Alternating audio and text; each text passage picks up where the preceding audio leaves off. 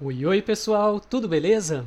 Para quem não me conhece, eu sou o professor Marcos Vital, aqui da Universidade Federal de Alagoas, e essa aula é a primeira de uma série de aulas da nossa disciplina de Biomatemática que eu ministro para os estudantes de primeiro semestre do curso de Ciências Biológicas aqui na UFAL.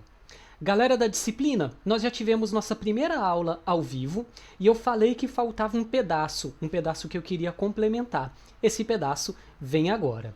Para quem estiver cursando a disciplina e por acaso não participou da nossa aula ao vivo, assista a gravação que é bastante importante. Para quem está assistindo aqui esse vídeo e não está matriculado, né, não é aluno da minha disciplina, esse vídeo e os próximos da sequência, eu espero que eles possam ser úteis para qualquer pessoa interessada no assunto. De vez em quando, aqui e ali, vai ter algum elemento de contexto, como um exercício, alguma coisa que vai ter a ver com os alunos da disciplina, mas de uma forma geral, o núcleo do conteúdo deve ser, eu espero, útil para todos. Por isso que eu estou gravando e disponibilizando aqui no meu canal do YouTube. Beleza? Então tá. Para que nós vamos ter essa nossa aula de hoje, né? Biomatemática, coloquei aqui um subtítulo Números na Biologia, só para dizer alguma coisa. E o que eu quero falar hoje? Eu quero, em parte, falar um pouquinho mais sobre a disciplina, mas eu não quero ficar falando sobre a estrutura dela muito tempo, até porque a gente já falou um pouquinho sobre isso na nossa aula ao vivo. E eu quero fazer um pouco mais do que isso, então. O que eu quero fazer, na verdade, é falar um pouco do porquê dessa disciplina. Ou, colocando de outra forma, de outra perspectiva, eu quero explicar um pouco do por que a gente precisa estudar a biomatemática. Por que alguém que está cursando um curso de biologia, de ciências biológicas, precisaria estudar matemática, afinal de contas. Essa aula, ela tem como objetivo central trabalhar com um grande exemplo, do início ao fim, que eu espero que sirva para, dentro de um contexto geral, convencer vocês, se vocês ainda não estiverem convencidos, de que matemática e biologia têm um bocado de coisas a ver, e mais do que isso, convencer vocês que a matemática ela pode ser útil dentro de um contexto da biologia. Beleza? Então essa é a minha ideia central. Vamos lá, revisando muito rapidamente, tá? O que a gente viu na aula ao vivo. Como vai funcionar a nossa disciplina. Nós vamos ter aulas pré-gravadas, essa é a primeira delas. Nós vamos ter algumas aulas ao vivo também, já tivemos uma. E vamos fazer um uso bem forte do AVA da UFAL. É muito importante que vocês fiquem atentos, frequentem e usem o AVA, usem o fórum para a gente se comunicar. Isso porque, como a gente não vai ter a sala de aula, e muitas aulas são pré-gravadas, então a nossa principal comunicação é via AVA. Ele vai servir em alguns aspectos, então, para substituir as nossas interações em sala de aula. Se vocês têm dúvidas, perguntas, questionamentos, sugestões, reclamações, seja lá o que for, o AVA está lá para isso, beleza? E aí, como que a gente vai trabalhar ao longo da disciplina em termos de avaliação? Nós vamos ter ao longo do semestre exercícios e atividades em vários formatos diferentes. Vão ter coisas que eu vou pedir para vocês fazerem no papel, fotografar e mandar. Vão ter coisas que vocês vão fazer diretamente no computador. Vão ter coisas usando programas como gerenciadores de planilha, mas aí a gente vai ter aula para eu ensinar vocês a trabalhar com isso e assim por diante. E aí toda essa comunicação também relacionada a essas avaliações é feita via AVA. Vão ter algumas pequenas atividades mais simples, feitas via fórum, que o objetivo vai ser envolver a turma em não só cada um fazer a sua atividade, mas também interagir e ver o que o restante da turma está fazendo. E lá no final da disciplina, mais adiante eu dou mais detalhes, nós vamos ter os nossos seminários finais. E os seminários finais aqui da disciplina, eles são bem legais, porque eles vão fazer vocês buscarem aplicações da matemática na biologia e apresentarem essas aplicações. Basicamente, em termos de conteúdo, nossa visão principal ela é conceitual.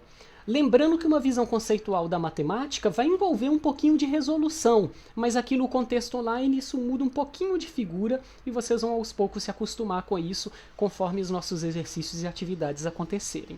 Mas nós vamos ter um pouquinho também da visão aplicada.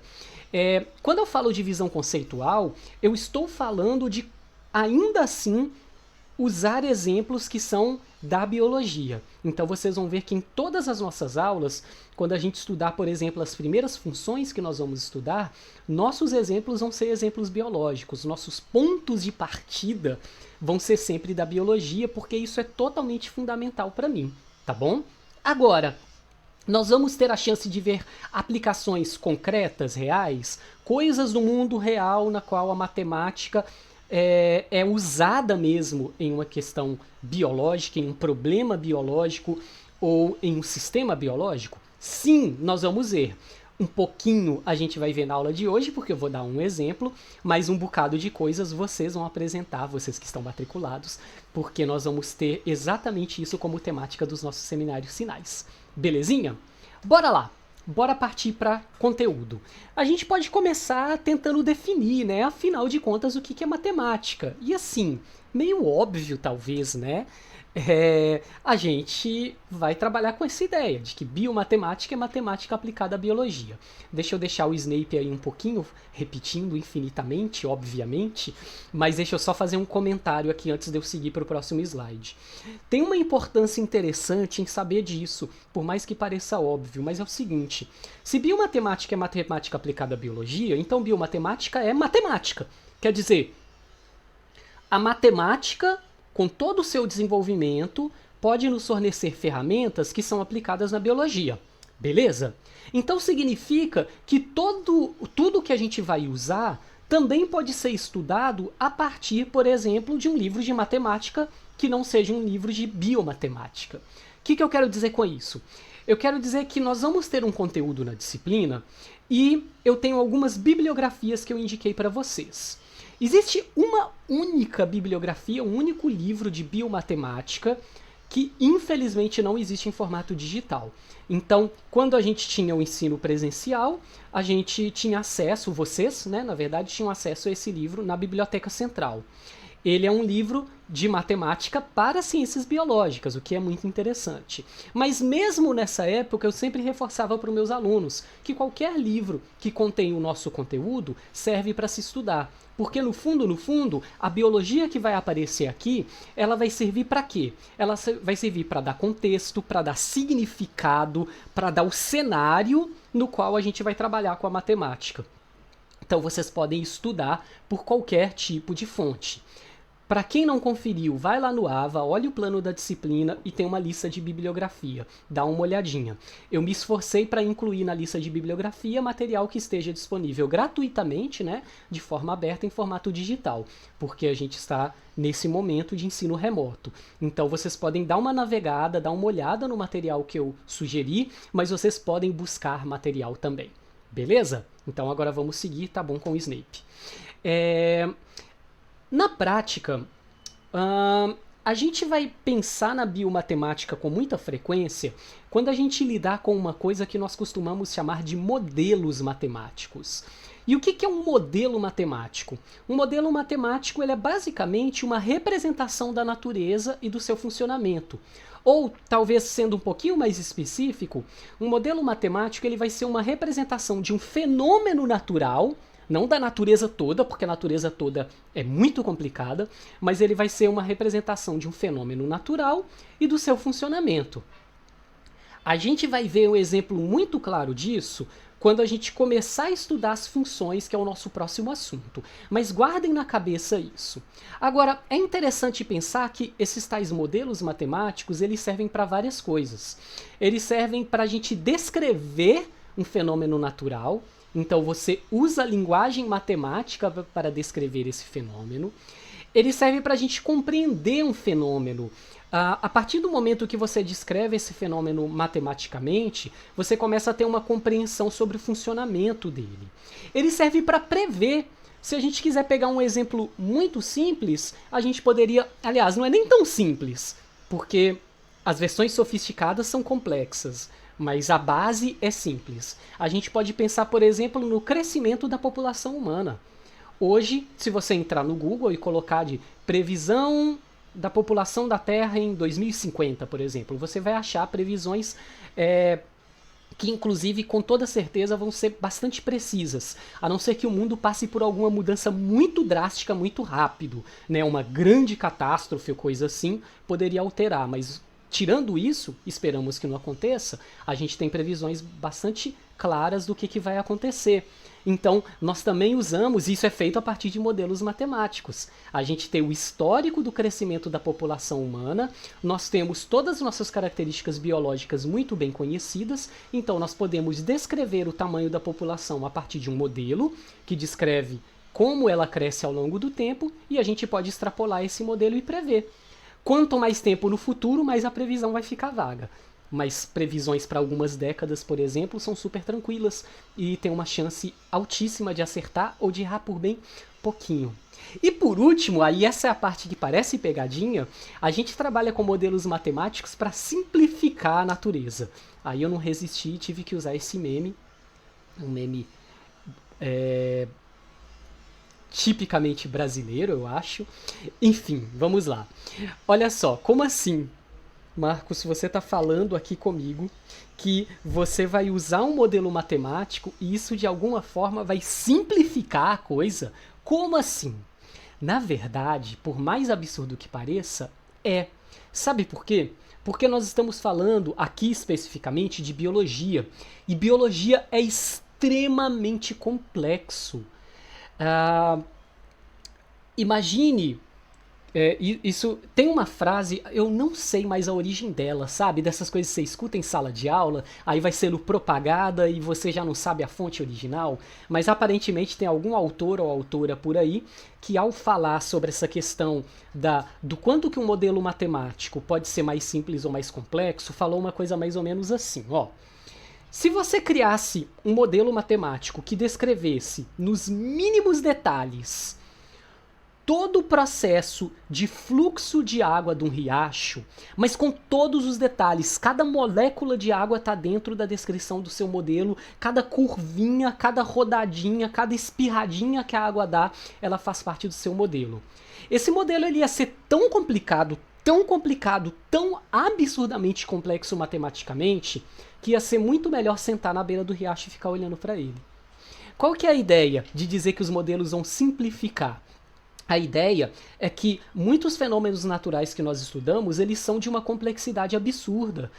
Quando a gente começa a pensar em biologia, e quando a gente começa a estudar biologia, a gente rapidamente começa a ter essa perspectiva do quanto que a biologia, os sistemas biológicos são complexos. Então, quando você simplifica, e aí é que realmente é uma simplificação, quando você pega um sistema complexo e traduz ele numa fórmula matemática simples, pequena, isso é um processo de simplificação. A diferença é que nós na biologia não vamos precisar ficar pensando como que a pessoa foi lá, estudou aquele fenômeno, deduziu coisas e criou a fórmula. Não, a gente não precisa se preocupar com isso. A gente quer se preocupar, por exemplo, com o olhar para aquela fórmula e tentar entendê-la. Ou olhar para um gráfico que vem daquela fórmula, porque os gráficos vão ser ferramentas muito legais para a gente, e tentar entender como aquilo funciona. Então, por mais absurdo que pareça, a matemática ela vai tender a simplificar coisas complicadas. O exemplo que eu vou dar a seguir, ele cai nessa linha. Ele é uma simplificação de uma quantidade absurda de processos naturais que ocorrem nas mais diferentes escalas, e ele vai resumir tudo numa fórmula matemática super simples que vocês conhecem. Garanto que vocês conhecem. Eu poderia apostar aqui com vocês se a gente estivesse numa aula presencial. Beleza? Vocês vão entender algumas dessas coisas melhor na medida que a coisa andar, tá bom? Então não se esquentem demais a cabeça também se eu estou falando as coisas ainda sem dar exemplos tão concretos. Beleza? Só para ter uma perspectiva geral, existem algumas áreas da biologia que têm muitas aplicações matemáticas. De cabeça eu consigo falar da ecologia, né? É meio assustador para muita gente que acha que o estudo da ecologia é aquela coisa de abraçar a árvore, ficar em paz na natureza, e a pessoa abre o livro de ecologia e tá cheio de fórmula, cheio de gráfico, e aí a pessoa começa a ficar com medo daquilo. Não tenham medo não, ecologia é uma área incrível, fantástica, mas a ecologia tem muita matemática por trás, porque a forma como os cientistas que começaram a estudar a ecologia fizeram para trabalhar com os principais fenômenos. Eles viram que os fenômenos eram muito complicados e começaram a descrevê-los matematicamente para tentar contê-los em coisas mais simples de se entender.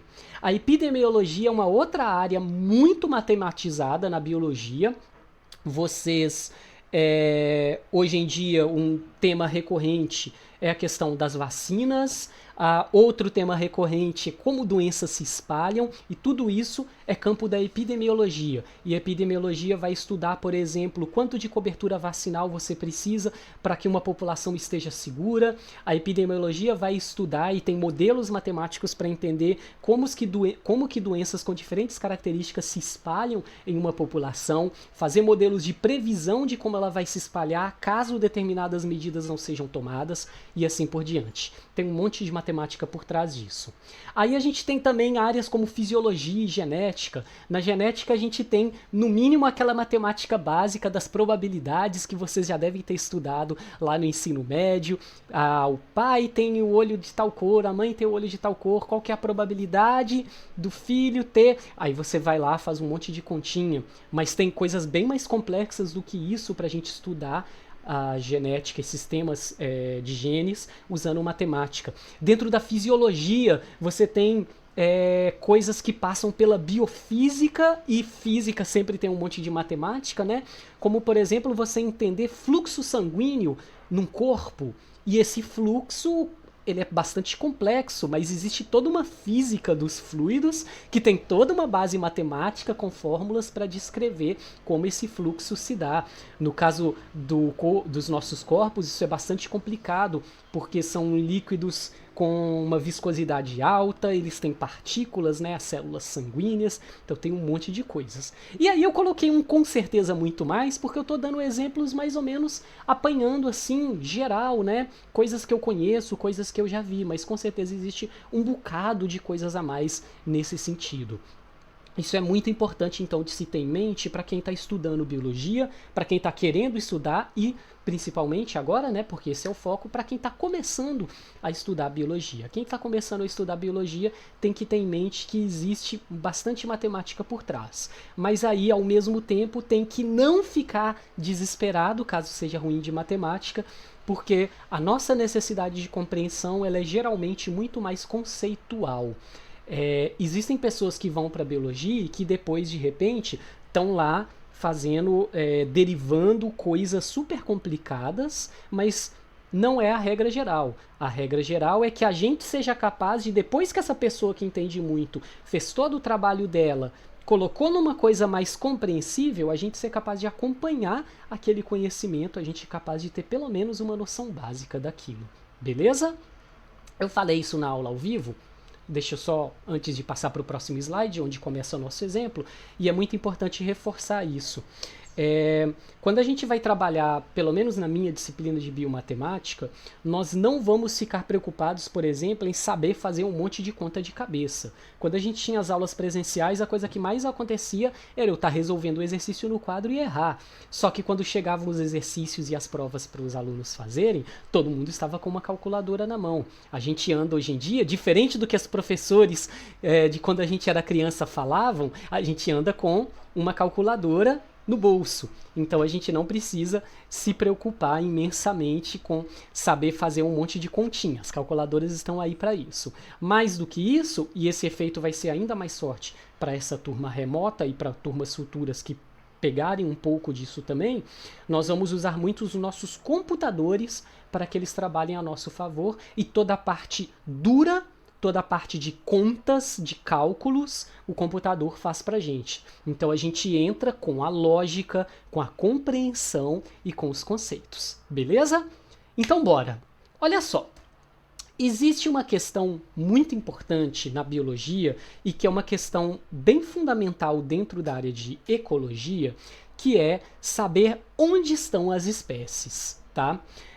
O que eu quero dizer com isso? Eu estou falando sobre a compreensão da distribuição de uma espécie qualquer que a gente esteja interessado em estudar no mundo. Quando eu falo distribuição, então vocês podem imaginar um mapa, e imagine que nesse mapa eu falo, olha, dentro dessa área, aí eu faço um contorno.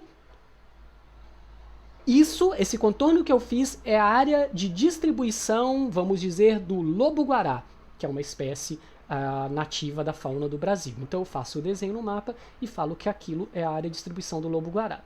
Na verdade, eu certamente estou sendo muito grosseiro, porque a distribuição dele deve ser heterogênea, e dentro daquele contorno devem ter áreas onde ele não ocorre, né? Mesmo que eu faça um contorno que pegue todas as áreas onde a gente sabe que ele ocorre.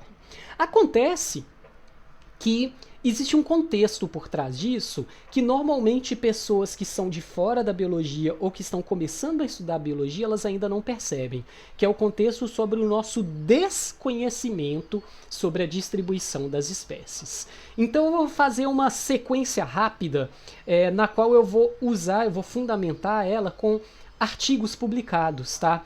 Para quem está aí no primeiro semestre, ainda vai se habituar com essa ideia das publicações científicas, mas elas são fundamentais para a gente, porque demora para conhecimento ser aglomerado em livro e os livros não conseguem se atualizar tão rapidamente e nem tudo que está sendo publicado nos artigos vai para os livros. Então eu vou tentar trazer um apanhado geral, de vez em quando vai aparecer a imagenzinha de um artigo. É para você que está assistindo a aula, se depois quiser, pode chegar lá e, não, peraí, eu vou buscar. Aí você olha ali o nome da revista, o nome do artigo, busca no Google e baixa. Todos os artigos que eu vou usar aqui como exemplo são artigos que você consegue achar na internet.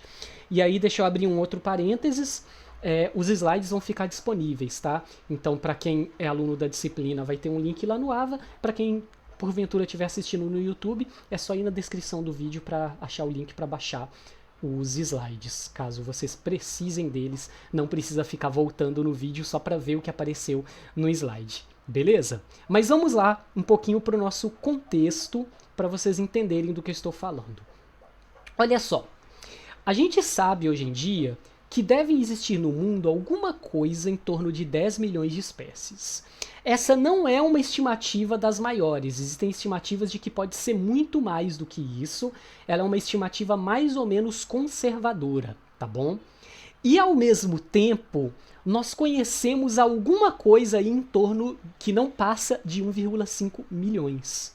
Quando eu falo de conhecer, eu estou falando o seguinte: quando um cientista encontra uma espécie que é totalmente desconhecida pela ciência, nós trabalhamos com um conjunto de regras, né, de nomenclatura taxonômica que remonta lá ao Linneu. A gente fala muitas vezes de taxonomia linneana por causa disso, na qual aquela espécie ela é encaixada numa estrutura, né, que você tem reino, família, ou você tem reino, filo, classe, família, por aí vai, tá bom? Eu pulei ordem. Enfim, e lá no final você tem o nome da espécie, que é o gênero, e o epíteto. Por exemplo, Apis mellifera, que é a abelha comum com ferrão, que é nativa não do nosso continente, aqui ela é invasora, tá certo? Ela é uma espécie não nativa aqui, apesar dela já estar aqui há muitas décadas.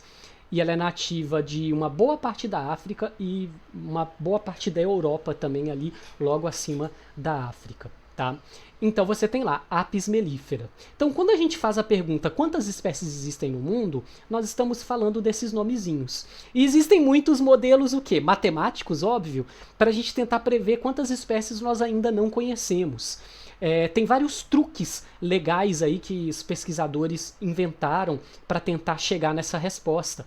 Um deles que eu acho muito legal, é muito bacana, é a seguinte: você pega um grupo de organismos, de repente você então está estudando rãs, e aí você vê todo o histórico de novas espécies de rãs descritas por cientistas no mundo inteiro. E aí isso vai formando uma curva ascendente, olha, a cada ano tem mais espécies, e você calibra essa curva pelo número de cientistas que estão estudando e trabalhando com isso, porque esse número varia ao longo do tempo, né? E aí você depois extrapola e vê, olha, se o ritmo continuar assim, ainda tem um bocado mais de espécie para ser descoberto. Na verdade, é muito mais complicado do que isso, e esse é apenas um dos métodos, tem outros. Esse artigo que eu estou citando, ele tenta fazer um apanhado geral e tenta trabalhar com métodos... na verdade, ele já não é nem tão recente, né? Ele é de 2011, mas ele trabalhou com métodos, vamos dizer, de ponta, dados muito atualizados para fazer estimativas e chegar aí nesse perto dos 10 milhões, tá? Mas enfim, então você tem métodos matemáticos para isso. E então a gente começa com um primeiro abismo de desconhecimento. Nós não conhecemos nem 20% da biodiversidade do planeta. Lembre-se da pergunta que eu quero fazer? Eu quero saber como que eu vou conhecer a distribuição de uma espécie. E a primeira coisa que eu tenho que colocar em perspectiva, para que a gente entenda o quanto que é difícil ter essa informação, é que, na verdade, nós ainda estamos arranhando o conhecimento da biodiversidade do planeta. Então, se nós nem mesmo conhecemos os nomes, quer dizer, conhecemos não, os nomes nós damos, né? Mas se nós nem mesmo tivemos a chance de nomear todas as espécies que existem atualmente no planeta, imagina então como eu vou saber a distribuição delas. Se muito mais do que da metade delas são desconhecidas, então não tenho informações sobre a sua distribuição, óbvio. E sobre as conhecidas, o quanto que eu conheço da sua distribuição? Bom, eu vou usar um exemplo, uma das criaturinhas mais legais que existem no mundo, vocês vão me ouvir falar bastante delas. Brincadeira não, não é brincadeira não, elas são muito legais mesmo. As libélulas são os bichinhos que eu nem posso dizer que eu escolhi estudar, mas que eu acabei indo estudar quando eu estava na graduação, por conta do meu primeiro estágio, tá certo? O meu orientador trabalhava com libélulas e eu comecei a usá-las, e foi no momento que eu percebi que muito do que a gente faz na biologia não é apenas estudar o bicho, ou a planta, ou o fungo, ou a bactéria, ou o vírus. É você usar aquele organismo, eu vou chamar de bicho, mas num senso genérico, né? Qualquer organismo vivo, é você usar aquele organismo como base para estudar os fenômenos naturais por trás deles. Então eu posso usar as libélulas para entender processos ecológicos ou evolutivos que têm a ver com perguntas muito mais amplas do que apenas as libélulas em si. Mas enfim, eu vou usá-las como exemplinho pelo seguinte. Tem várias razões, tá bom? Primeiro, porque elas são muito lindas. Beleza, razão 1. Segundo, porque insetos... os insetos eles compõem um grupo taxonômico muito diverso. Tem muita espécie de inseto diferente no mundo e a gente conhece muito pouco delas. Terceiro, porque as libélulas, em especial, dentro do mundo dos insetos, são razoavelmente bem conhecidas. Talvez para você ter um conhecimento maior do que as libélulas, eu diria que as borboletas e as abelhas tem mais gente estudando, com o conhecimento se acumulando mais, mas as libélulas não são um grupo sobre o qual se sabe pouco. Elas são grandes, muitas vezes são coloridas, chamam a atenção, então tem cientistas que estudam libélulas há, olha, muito, muito tempo, e a gente sabe bem sobre elas, tá? Então, vamos lá. Os insetos são um grupo altamente diverso, as libélulas são muito legais e são um grupo razoavelmente bem conhecidos. Mesmo sendo um grupo razoavelmente bem conhecidos, olha o resultado de um estudo da época que eu estava, deixa eu olhar ali, 2005, então eu estava no meu doutorado, será? Tem hora que eu perco as contas, eu acho que eu estava na transição de mestrado para doutorado, mas era no laboratório onde eu estava, lá na Universidade Federal de Viçosa. Então foi feito ali, o primeiro autor foi o meu orientador, segundo uma colega de laboratório, que conduziu, né, a parte mais prática do estudo. E o que eles descobriram? Nesse levantamento, ele é de 2005, então obviamente hoje o cenário é melhor, mas eu garanto que não é absurdamente melhor, e eu garanto que o cenário é pior do que era para as libélulas para muitos grupos que são menos conhecidos, tá? E o que eles descobriram? Que se você pegasse um mapa do Brasil, aí você quadriculasse esse mapa e começasse a ver em quais quadradinhos desses existem dados sobre a ocorrência de libélula. Por que as libélulas são legais para um estudo como esse? Porque elas são organismos que ocorrem em tudo quanto é ambiente natural que tenha água. Então, tirando um deserto ou um ambiente congelado, você vai ter libélulas. Como a gente está falando de um país que é primordialmente de clima tropical, então você tem libélula no país todo, tá certo? elas até em ambientes urbanos ocorrem e conseguem sobreviver. Agora, quando você olha, e aí o trabalho que a Dana, né, que foi a estudante, na época a estudante responsável, fez, foi fazer um levantamento de toda a coleção que a gente tinha no laboratório, todos os dados que ela pôde encontrar na literatura, mais dados que ela conseguiu obter online, e ela descobriu que quando juntava tudo isso, a gente tinha só um terço, só 29% do território nacional. Então, se você pegasse o país e quadriculasse todo, você só ia ter mais ou menos um terço desses quadradinhos com alguma informação sobre distribuição de libélulas. E eu estou dizendo que é um grupo altamente diverso e que não é muito pouco conhecido, ele é razoavelmente bem conhecido. Isso significa que você tem buracos enormes na sua capacidade de mapear esses bichos, por exemplo, no Brasil. E esse estudo foi específico sobre o Brasil, tá? Só para dizer uma coisa, tá ali embaixo o nome, né? Odonata é o nome da ordem, tá bom? De insetos às quais as libélulas pertencem. E aí, a próxima parte para mim é muito mais chocante, tá? Eu coloquei estudo de 2005 entre parênteses para a gente ter essa perspectiva do tempo.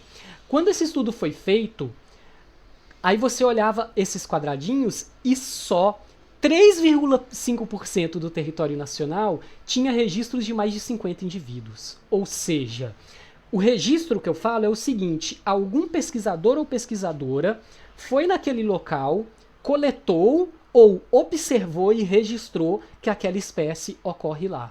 E apenas em 3,5% de todo o território nacional você tinha pelo menos 50 registros ou mais. E a gente está falando de um grupo de abundância alta. Você vai para campo, vai para a beira de um riacho, vai para a beira da lagoa, tem um monte de indivíduo, um monte de espécie. E você tem décadas de pessoas estudando esses organismos, sejam pesquisadores que estudam insetos no geral ou pesquisadores que estudam as libélulas especificamente. Então, isso serve para vocês agora começarem então a construir o cenário. Vamos lá. Etapa 1 do cenário. Nós conhecemos pouco da biodiversidade do planeta. Tem muita espécie a ser descrita e a gente deve conhecer aí menos de 20% de todas as espécies que existem no mundo. Quando você pega esses 20% de todas as espécies que existem no mundo, a gente tem um monte dessas espécies que tem o nome, mas que a gente sabe muito pouco sobre elas, porque a gente tem pouca informação sobre onde elas estão distribuídas. Então, imaginem vocês que uma quantidade muito grande de espécies, de tudo, de planta, de animal, de fungo, de bactéria, de tudo, você tem pouquíssimos registros para dizer onde essa espécie existe. Aí, só para completar esse cenário, a gente tem que colocar uma perspectiva conservacionista, porque ela vai mover a gente na direção da matemática que vai chegar já já, que é o seguinte: ao mesmo tempo que a gente conhece pouco, e o pouco que a gente conhece, a gente tem pouco conhecimento relativo sobre isso, nós também estamos em um cenário de altíssimas taxas de extinção, tá certo? Esse trabalho, eu não coloquei a data. É importante que ele não é novo, ele é de 95. Em 1995, isso é publicado na revista Science, existem duas grandes revistas científicas mais importantes no mundo, a Science é uma delas. Mais importante em termos de impacto, né, de visibilidade, digamos assim. Todas as outras são importantes e podem ter importâncias diferentes, mas em termos de visibilidade, de pessoas lendo, acessando, olhando, é altíssima. E aí, nesse trabalho, lá em 1995, levantando dados, depois vários outros artigos foram publicados reforçando, reafirmando, demonstrando de novo a mesma coisa, de que as taxas de extinção de espécies atuais, elas são entre 100 e 1000 vezes maiores do que as taxas naturais. Taxas naturais podem ser estudadas estudando o registro fóssil.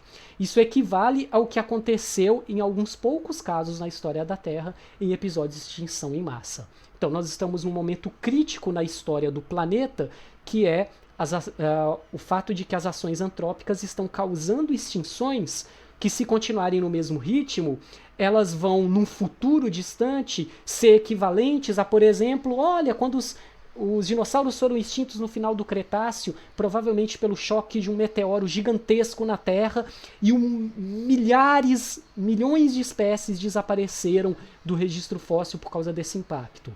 No futuro distante, a gente poderia falar mais ou menos a mesma coisa, só que sobre o impacto dos seres humanos na Terra, fazendo milhares, dezenas de milhares, provavelmente centenas de milhares de espécies desaparecerem da Terra.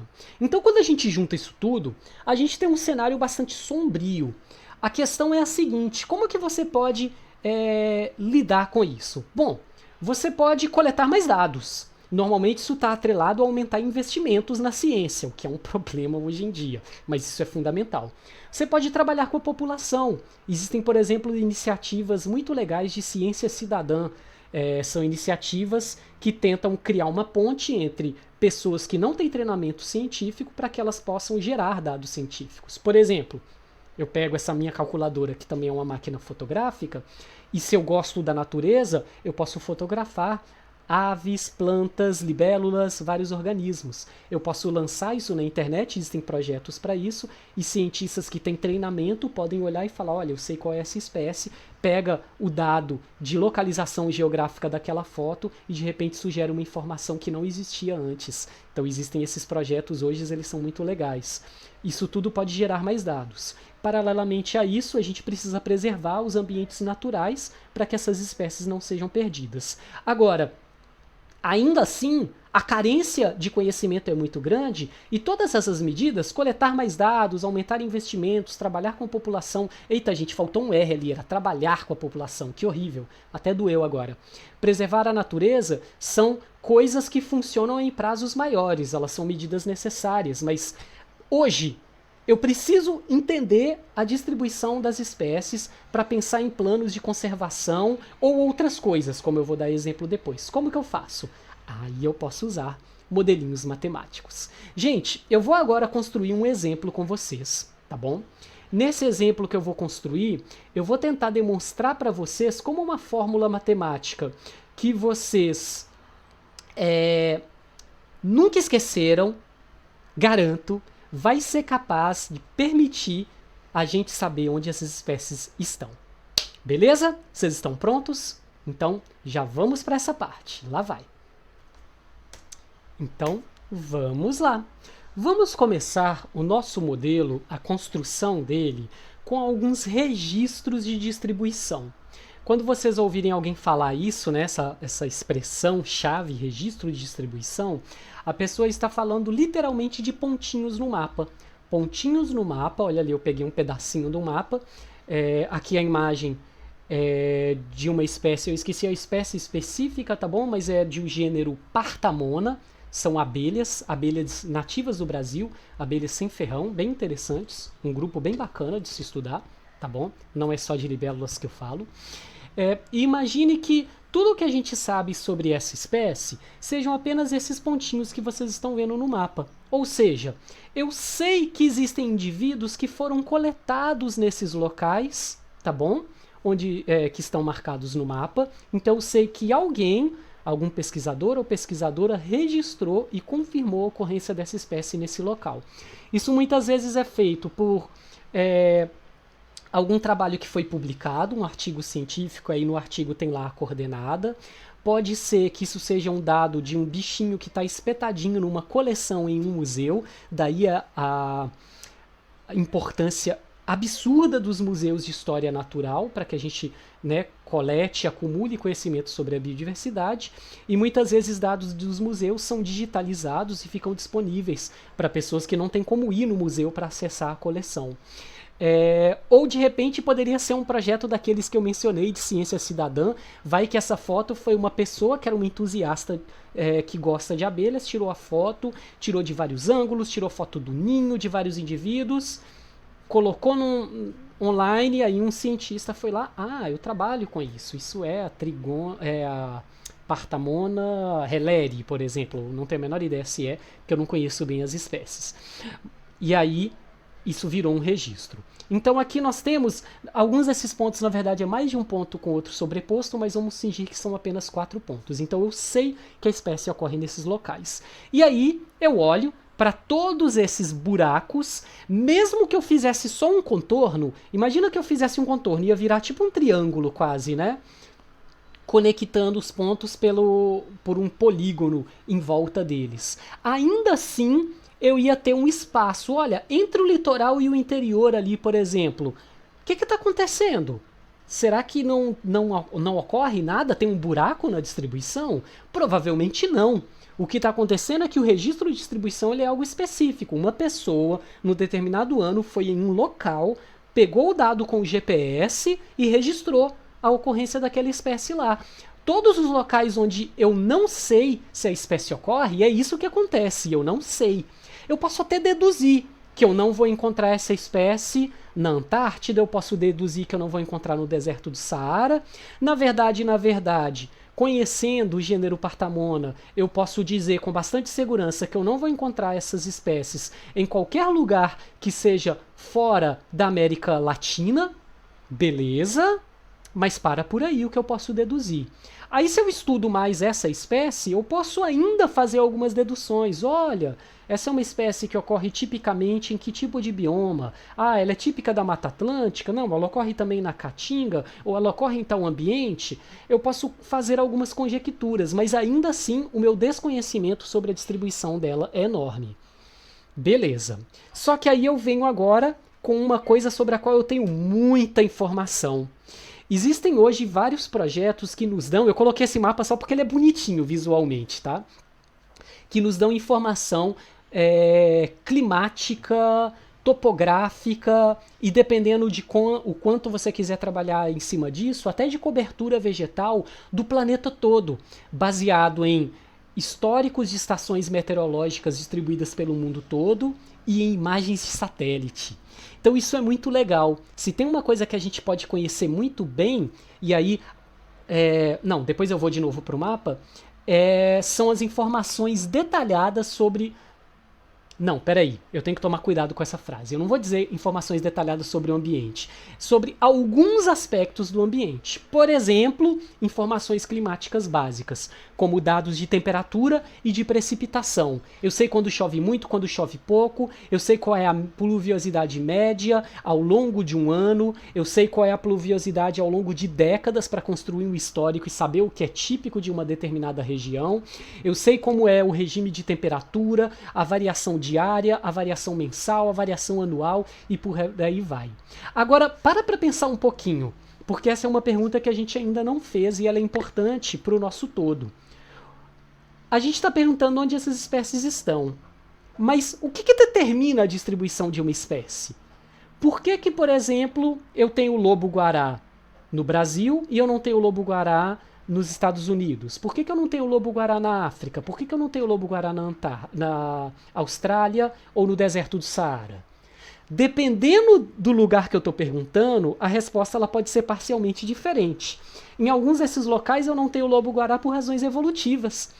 Em outros locais eu não tenho porque o ambiente não é adequado para ele viver. Esse pedacinho é o pedacinho com o qual a gente pode trabalhar agora. Se eu tenho dados climáticos, topográficos e de outras variáveis ambientais, eu posso começar a pensar o seguinte: nesses pontinhos onde essa espécie do meu interesse está, como são essas condições ambientais às quais eu tenho acesso com alguma facilidade? Vocês estão sacando onde eu quero chegar? O nosso modelo ele vai ser uma descrição de como é um conjunto de variáveis, como por exemplo climáticas, nesses pontos onde eu sei que a espécie ocorre, em comparação com todos os outros locais onde ela pode ocorrer, mas eu não sei se ela ocorre ou não. E aí eu vou me perguntar quais são os locais que têm o ambiente mais parecido com aqueles nos quais eu já encontrei a espécie. E eu vou construir o meu modelo em cima dessa ideia. Esse tipo de modelo ele é muitas vezes chamado de modelo de nicho ecológico, justamente porque uma das definições de nicho ecológico está relacionada às variáveis ambientais que são necessárias para uma espécie poder ocorrer num determinado local. Eu vou falar um pouquinho mais sobre as implicações desse modelo. Então agora vamos abstrair um pouquinho. Digamos que eu não tinha apenas 4 pontos. Eu tinha, deixa eu contar aqui, 1, 2, 3, 4, 5, 6, 7, 8 pontos. Então eu conheço 8 locais onde eu sei onde essa espécie ocorre. E digamos que de todos os dados que eu tinha do mundo todo, de muitas variáveis climáticas, eu escolhi só 2 variáveis. Por quê? É melhor trabalhar só com 2? Não. Mas é que para a explicação que eu vou dar para vocês, fazer isso com 2 variáveis é fácil.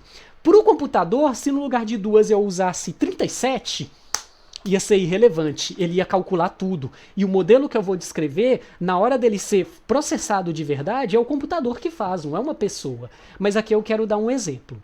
Vocês estão vendo um pontinho vermelho no meio?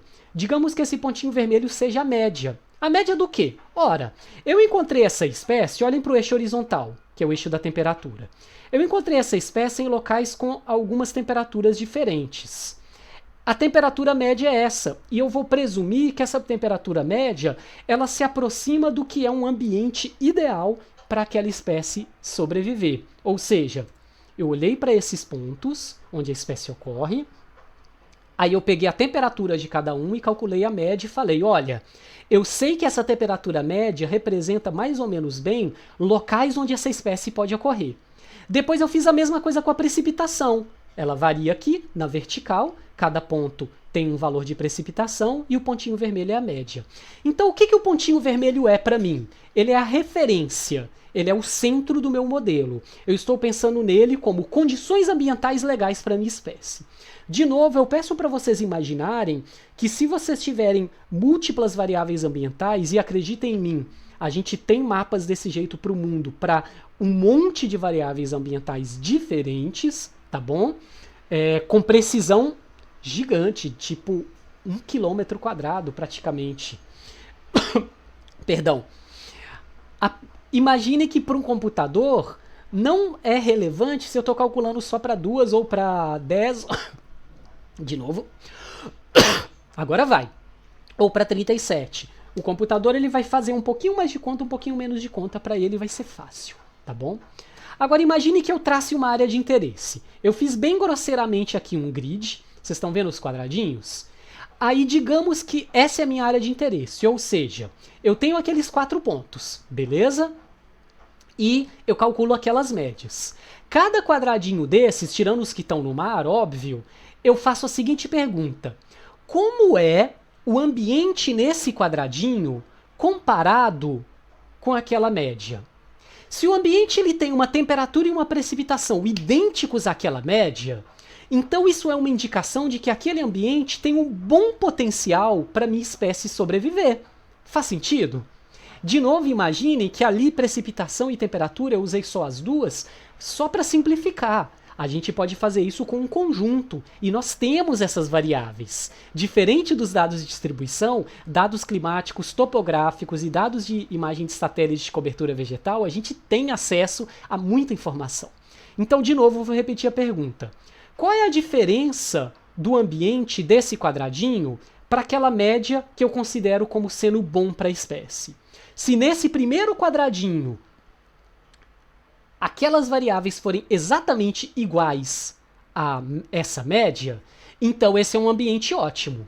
Se naquele primeiro quadradinho, na verdade, as duas variáveis são muito diferentes, não, a temperatura é muito mais baixa, a precipitação é muito mais alta, é totalmente diferente do que é a média daqueles pontos que você encontrou. Então eu deveria considerar que esse ponto, esse quadradinho não representa um ambiente muito bom para essa espécie. Aí, em cada quadradinho, aí vem a parte legal. Como que essa conta é feita? Ela é feita assim, ó. Imagine que o pontinho preto que eu coloquei agora representa um daqueles quadradinhos. Eu quero saber a diferença das variáveis que eu estou estudando, no meu exemplo simplificado, precipitação e temperatura, para a média, que eu considero como o bom para a espécie. Ou seja, eu quero medir, já que eu estou num gráfico em 2 dimensões, a distância euclidiana entre eles. Agora, veja, eu sei qual é a diferença de temperatura, é o que está na horizontal. Eu sei qual é a diferença de precipitação, é o que está na vertical. Então eu quero saber essa distância na diagonal. Vocês já viram onde eu quero chegar? É aqui. A gente só precisa do teorema de Pitágoras. A soma dos quadrados dos catetos é igual ao quadrado da hipotenusa. A distância entre os dois pontos, a menor distância entre eles é uma linha reta, né? Num plano bidimensional. Bidimensional por quê? Bidimensional 2, precipitação e temperatura. Então são 2 dimensões. Não confundam distância aqui com distância geográfica. Eu estou falando de uma abstração. É uma distância numérica que representa a diferença daquele ambiente em relação às 2 variáveis. Ou, se eu estivesse mandando o computador processar, ele poderia estender o teorema de Pitágoras para 15, 37, 58 dimensões. Eu não conseguiria visualizar no gráfico, mas o computador calcula porque para ele é moleza calcular. Ou seja, para cada quadradinho desses, eu me pergunto, então, qual é a diferença desse quadradinho para a média, desse para a média, desse para a média, e assim por diante. Quando essa distância for muito pequena, o pequeno e o grande aqui é relativo. Ele vai depender da área de estudo que eu estou colocando. Mas quanto menor essa distância, mais esse ambiente é muito parecido com o ideal para a espécie. Quanto mais distante, de novo, não geograficamente, mas quanto mais diferente climaticamente e ambientalmente, mais aquele ponto não deve ser um local adequado para a espécie. Então, o que a gente faz? Então a gente volta e o computador calcula isso para cada quadradinho, entre aspas, do meu grid. E o resultado, aí aqui é um resultado que vem do trabalho de um dos meus alunos, de um ex-alunos, o Bruno Vilela. Hoje ele é professor na Federal de Salvador. E aqui vocês veem a previsão, é o que nós chamamos de modelo da distribuição potencial para uma espécie, nesse caso é uma espécie de anfíbio. Olha como esse mapa é intuitivo. Quanto mais quente a cor, ela vai do branco, que é locais onde você acha que essa espécie não encontraria um ambiente adequado. Você passa para o verde e depois as cores vão esquentando, né? A gente diz. E o vermelho são ambientes muito parecidos com os locais onde eu já sei que a espécie está. Os laranjas são locais ainda bastante parecidos. Os amarelos são menos e o verde são menos. Então agora se eu fosse, por exemplo, olha, eu preciso ir para campo encontrar mais registro de distribuição dessa espécie. Eu não tenho mais agora todo aquele mapa pensando onde eu vou. Eu tenho áreas onde eu tenho um potencial muito grande dessa espécie sobreviver. Eu posso cruzar isso com outras informações e ir para campo, por exemplo, encontrar novos registros de ocorrência da espécie. Tudo isso que a gente fez que resultou nisso, que é um modelo da distribuição potencial de uma espécie, foi feito usando teorema de Pitágoras. A ao quadrado mais b ao quadrado é igual a c ao quadrado. A gente calculou a hipotenusa de um triângulo retângulo, uma tarefa que vocês devem ter feito até a exaustão quando vocês eram estudantes antes de entrar para a universidade. Então vejam que coisa doida. Nós temos uma grande questão biológica que tem um contexto muito sério e urgente até, que é a nossa falta de conhecimento sobre onde as espécies estão. E nós temos um modelo matemático que pode nos ajudar a entender isso, que é baseado no teorema de Pitágoras. E tem vários estudos usando isso. Esse modelo que eu falei, ele é um tipo. Tem vários tipos de modelo de distribuição potencial. E eu não vou enganar vocês. Alguns são matematicamente muito mais complicados. Mas esse em especial, que é baseado no teorema de Pitágoras, ele é especialmente adequado para espécies muito raras, para as quais a gente sabe quase nada da distribuição, porque a gente não consegue trabalhar com poucos dados em modelos complicados. Poucos dados têm que ser usados em modelos simples. E aí nós podemos usar esses modelos, e usamos, e eles são usados e continuam a ser usados para várias tarefas.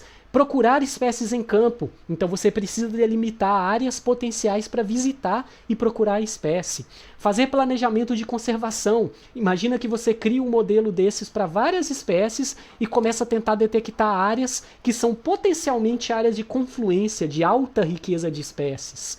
Você pode também resolver outros tipos de problema, como, por exemplo, onde espécies que não são nativas podem chegar, porque esse é um problema para a conservação. A introdução de espécies, que às vezes a gente chama de exóticas.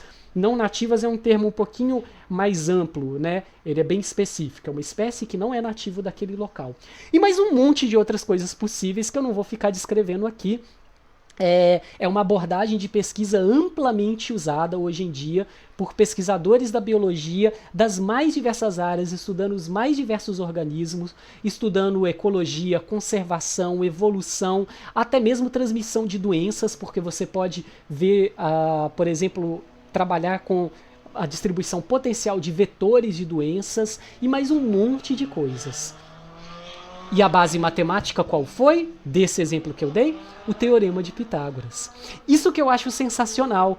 A gente consegue então pegar uma matemática bem simples que nós estudamos e que provavelmente nunca saiu da nossa cabeça, que a soma dos quadrados dos catetos é igual ao quadrado da hipotenusa, mesmo que a gente não queira pensar nisso, a gente lembra, e isso de repente tem na biologia uma aplicação no mundo real. A quantidade de estudos reais usados para isso, usando esse tipo de método, é imensa. Então essa matemática básica, o Teorema de Pitágoras, está sendo usado para a construção de um modelo matemático aplicado à biologia, resolvendo hoje eu tô tossindo.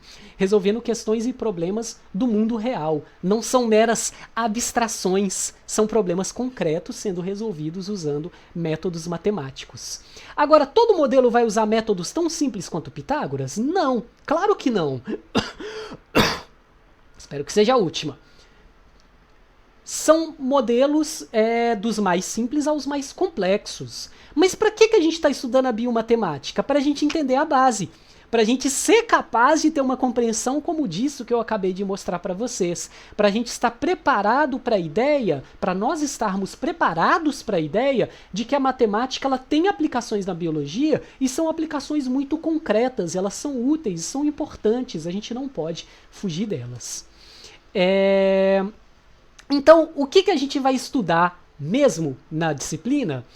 Agora que eu encerrei o exemplo, nós vamos estudar então fundamentos da matemática para a gente ter essa preparação, sempre com um contexto biológico. Então tudo que a gente vai estudar vai ter um exemplo biológico por trás. E nós vamos ver também, e essa parte é com vocês, porque tem a ver com os tais seminários, exemplos de aplicações reais. Eu quero trazer aplicações reais para a sala de aula, para que vocês possam mostrar também, vocês possam buscar, encontrar e mostrar exemplos de como então que a matemática aplicada da biologia ela serve para coisas mais concretas para a gente. Beleza? Com isso eu encerro então o final da nossa primeira aula, tá certo? A gente teve a primeira metade ao vivo, foi mais bate-papo, conversando com vocês, começando a conhecer vocês, e agora a gente conclui e amarra essa aula trabalhando então com um grande exemplo, né? Eu tentei reforçar coisas que eu falei na aula ao vivo, mas uma coisa que eu queria muito trazer para vocês era um exemplo como esse.